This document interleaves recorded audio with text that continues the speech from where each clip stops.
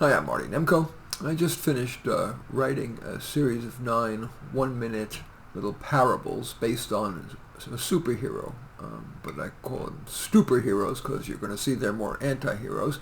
Anyway, the first one is based on the Hardy Boys. It's called the Tardy Boys. The score is tied. Next basket wins. Tom liked commentating the games as he played basketball with his older brother Andy. Suddenly, there's a yelp in the woods a few hundred yards away, and Andy says, "Hey, that sounds bad. Let's see what's going on." Tom said, "Oh, only one more point till the game's over. Let's finish." The yelp got louder, but they kept playing until Tom made a jumper from 15 feet, and Tom exclaimed, "Yes!"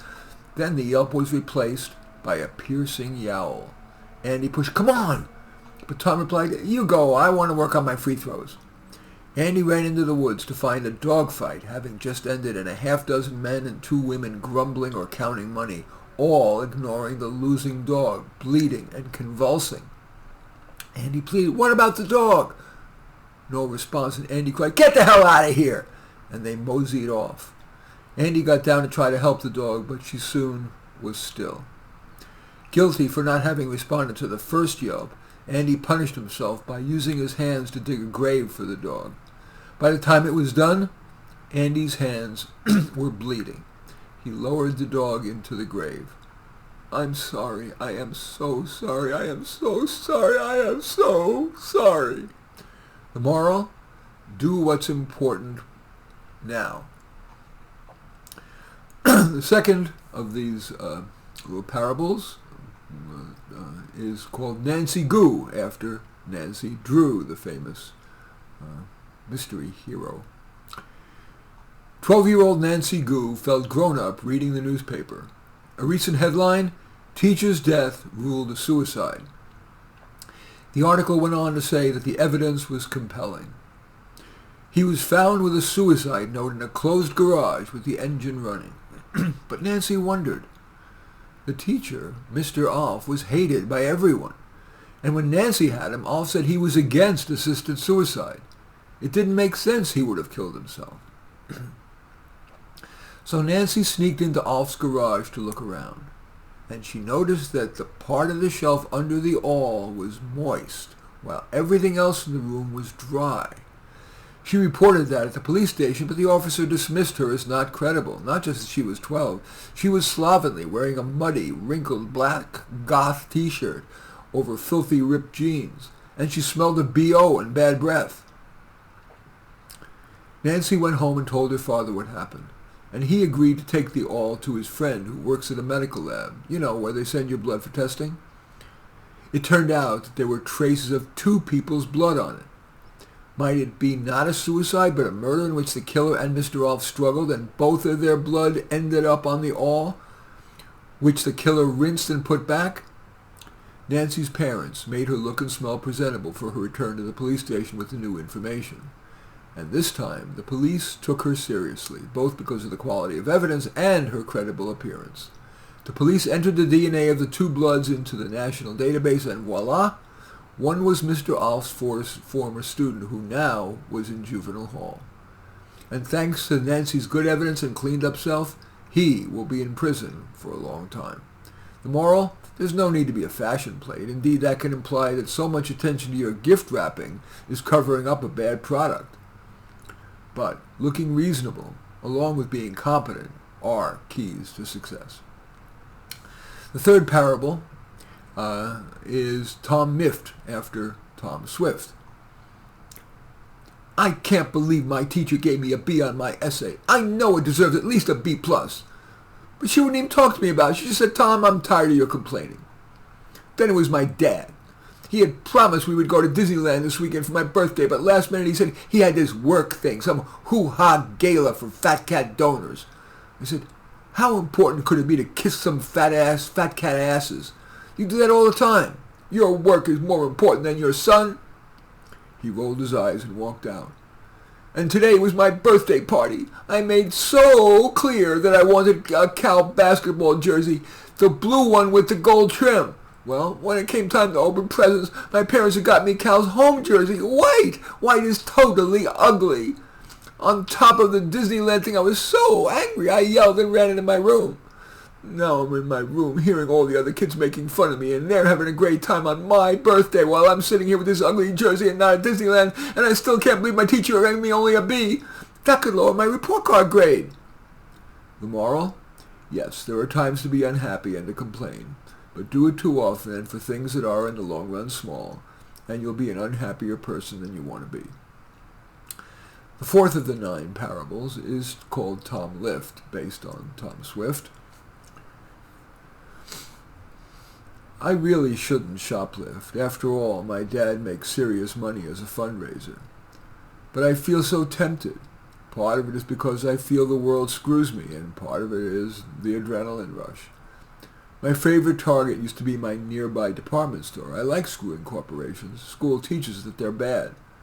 How did I do it? I would just pocket small stuff like hair gel, and bigger ones like sneakers. I'd scan some large low-cost items like mouthwash and soda, and then pretend to scan the sneakers and add them to the shopping bag, which I kept on the floor so the scale can't detect it. I shoplifted maybe 10 times in a row, no problem. But then a store detective stopped me. I thought, I didn't do anything different. How come they caught me? The detective explained that the city won't prosecute unless the theft is $1,000 or more, so they photograph people stealing small amounts and use face recognition software to remember who did the stealing and how much until the thief reaches $1,000. The detective said, "Congratulations, you just did." He then called the cops and I was arrested, but my lawyer got me no prison time, but I have to spend 6 months living in juvenile hall. In the beginning, I was scared to death. My cushy home, my nice sister, gone. Now I'm living with armed robbers and worse. But I kind of like it. It's badass, and it's only for 6 months. Besides, kids there taught me tricks to shoplifting without getting caught. I better not put those in writing. I might get in more trouble. The moral? Misbehavior becomes addictive. Corny as it sounds, be good. Make that non-negotiable, not a choice. Your life will be easier, less stressful, and you will feel better about yourself. I'm sorry for being preachy, but it's the truth. The next parable is based on Wonder Woman. It's called Wider Woman. I can't seem to help myself, or maybe I don't want to. I just love eating. For example, I eat a half of a frozen deep dish pizza at a time, half a carton of Ben & Jerry's. I even eat mayo with a spoon. But I'm young and I'm not that fat. Size 12 isn't that bad for a 16-year-old, is it? I mean, no one makes fun of me, at least to my face, and yeah, guys don't flirt with me, but body acceptance is right, isn't it? My mother tells me it's bad. She begs me, portion control, but you can eat as many veggies as you like. Stay conscious of each bite. Remember, a moment on the lips, a lifetime on the hips. I know she's right, but I can't stop myself.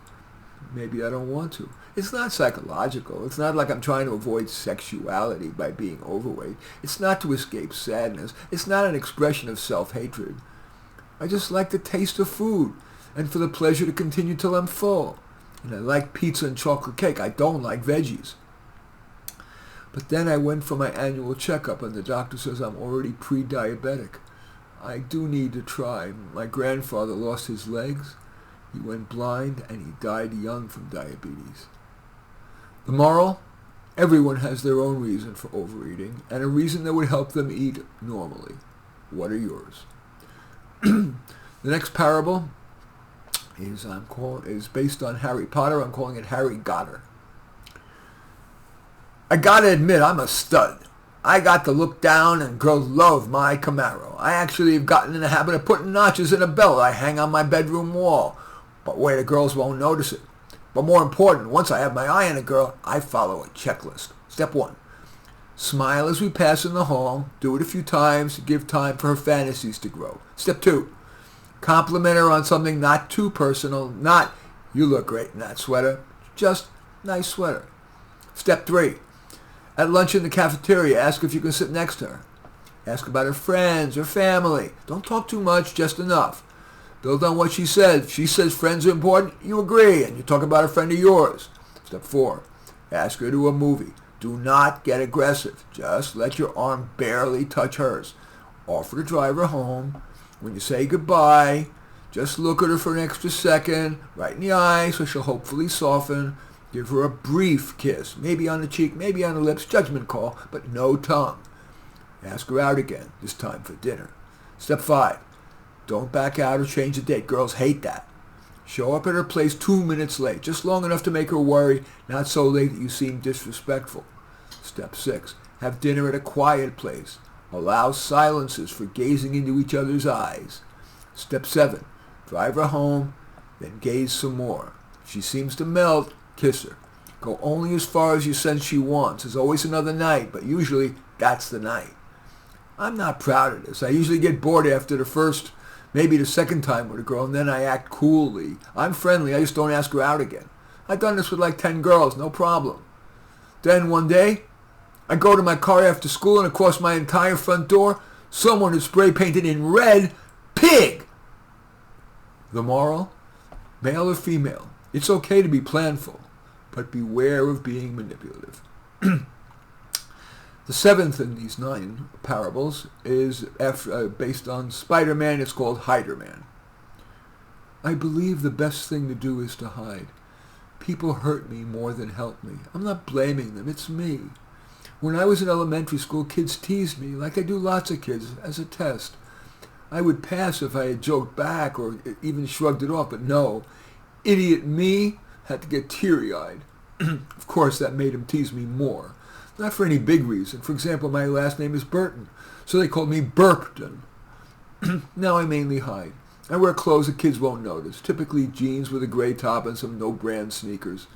I speak up in class only when no other hands go up. After school, I shoot hoops by myself, and when I go home, I have dinner, do my homework, or watch TV. No risk. I feel okay about how I'm living my life, but it seems weird. We're supposed to be social. And I know that even though kids were mean to me back then, they probably wouldn't be now. I have this FOMO, fear of missing out. Should I? Should I reach out?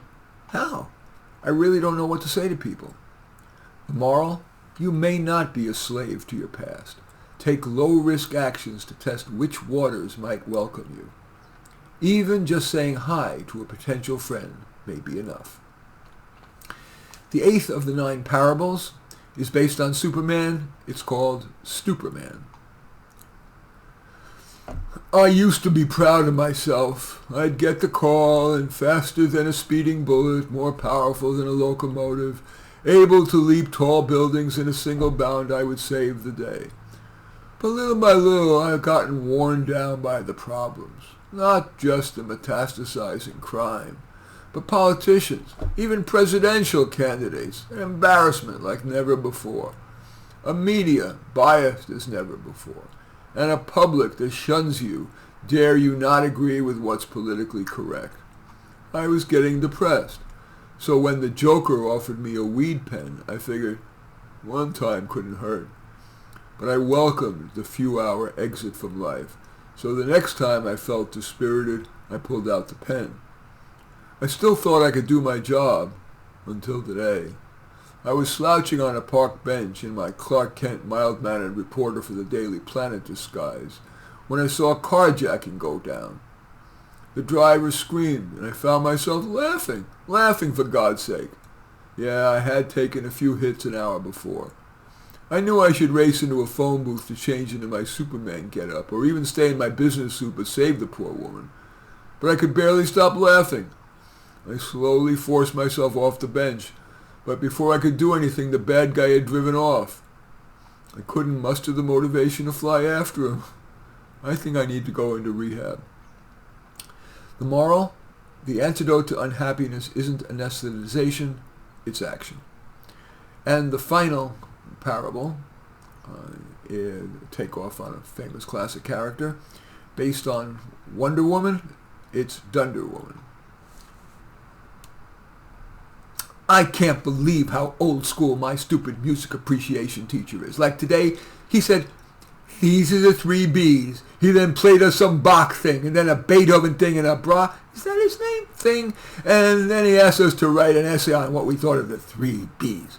I wrote, hello, what about 3 B's like Beyonce, Bob Marley, Britney, for God's sake? I said that his 3 B's were just dead white males, and his teaching should get up to date. He gave me a D, just because I don't agree with him. I walked out of there and straight into the principal's office. And she told me she'd investigate. Yeah! Okay, the moral? Our lived experience and even our deeply held beliefs may deserve reconsideration. Are you possibly clinging to an ill-founded belief? In any case, those are 9 little parables based on superheroes. I'm calling them STUPORHEROES. As usual, I welcome your thumbs up and accept your thumbs down. I always look forward to your comments, and especially like it if you hit the share button below. Share on your social media so that my efforts can have broader impact. And I am flattered if you choose to subscribe to my channel. Certainly would welcome you taking a look at any of my 31 books. Perhaps the most relevant to this might be How to Do Life or Starting Out Stories. All 31 are on Amazon. Just go there and search on my name, Marty Nemko, N-E-M-K-O, and you will find more than you can stomach. In any event, I do thank you for watching. I am Marty Nemko. Oh, yeah, okay.